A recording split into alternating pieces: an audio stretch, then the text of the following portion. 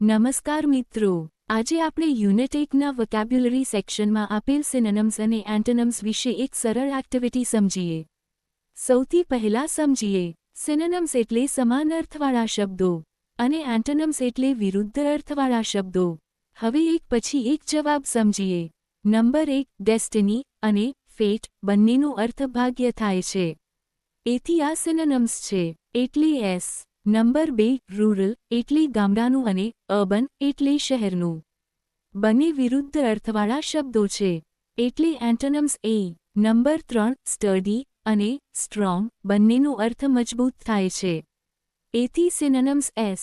Number 4 Dzire અને વિશ બંનેનો અર્થ ઈચ્છા થાય છે. એથી સિનોનિમ્સ એસ. નંબર 5 ચીપ એટલે સસ્તું અને કોસ્ટલી એટલે મોંઘું. આ બંને એન્ટોનિમ્સ છે એટલે એ. નંબર 6 બેનિફિટ એટલે ફાયદો અને ડિસએડવાન્ટેજ એટલે નુકસાન. આ વિરુદ્ધ અર્થવાળા શબ્દો છે એટલે એ. નંબર 7 રેઝોલ્યુશન અને ડિટર્મિનેશન બંનેનો અર્થ દૃઢ નિશ્ચય થાય છે. એથી સિનોનિમ્સ એસ. નંબર 8 ક્યુરિયસ એટલે જિજ્ઞાસુ અને અનક્યુરિયસ એટલે અજિજ્ઞાસુ.